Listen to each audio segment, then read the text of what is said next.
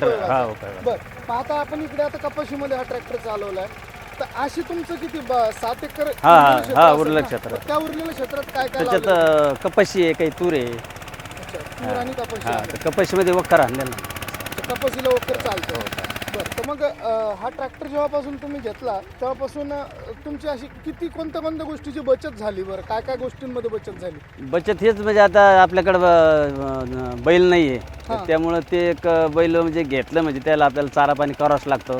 याला आपल्याला ज्या दिवशी काम आहेत त्याच दिवशी डिझेल टाकलं म्हणजे आपलं तेवढं ती बाकीची बचत वाचते. हां हां आणि डिझेल टाकलं आपलं जेवढं काम आहे तेवढंच त्याला चारा लागतो समजा. हां, नाही जास्त तर उभं असलं म्हणजे त्याला पाहायचं काम नाही. पाहायचं काम नाही. आणि शिवाय बैलांना कसं आहे की दिवसभरात हां. आपल्याला एक टाइम त्यांना चारा पाणी करावंच लागतं. त्याला तशी गरज नाही. गरज नाही. आणि मेन महत्वाचं म्हणजे बैल घ्यायला कोणी तुम्हाला लोन देत नाही. हां. याला घ्यायला तुम्हाला लोन लोन मिळतं. बरं, हा किती रुपयामध्ये खरेदी केलेला आहे तुम्ही ट्रॅक्टर? येऊ मी लोटे सहित 3,11,000. 3,11,000.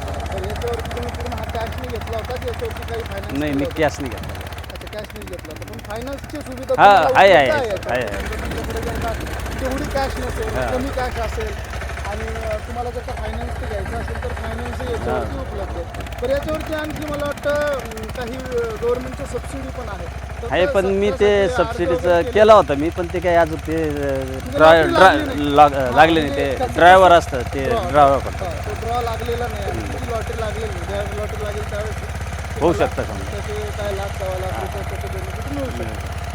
तर एकंदरीत आता तुम्ही हा ट्रॅक्टर वापरताय, गेली 5-7 महिने हा ट्रॅक्टर वापरताय, तुम्ही आनंदी आहात का हा ट्रॅक्टर घेतला? हो, आणि आणि याच्यापासून तुम्हाला जे काम करायला हां, मिळतं ते चांगलं चांगलं आहे. आहे, चांगलं आहे.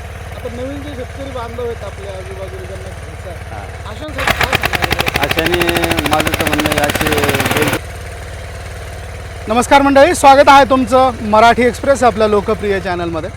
मंडळी, DK चॅम्पियन वामनच्या संदर्भाने आपण खूप सारे व्हिडिओज आपल्या चॅनलवरती प्रसारित केलेले आहेत आणि आजचा एक नवीन आणि अतिशय उत्कृष्ट व्हिडिओ आपण तुमच्यासाठी घेऊन आलेलो आहोत. आपण आज DK चॅम्पियन वामनच्या संदर्भाने तुर्काबाद खराडी, बरोबर आहे ना काका? तुर्काबाद खराडीचेच तुम्ही रहिवासी आहात ना? आपण तुर्काबाद खराडी या गावामध्ये आलेलो आहोत आणि तुर्काबाद खराडी येथे आपले शेतकरी मित्र आहेत. त्यांच्याकडे हे ट्रॅक्टर्स आणि त्यांनी शेतीमध्ये या ट्रॅक्टर्सचा उपयोग घेतलेला आहे. तर त्यांच्याकडनं आपण आज या ट्रॅक्टरच्या संदर्भातनं माहिती जाणून घेऊयात. काका नमस्कार, स्वागत आहे तुमचं. तुमचं नाव काय? माझं नाव मोहन काशीनाथ वागचौरे. अच्छा,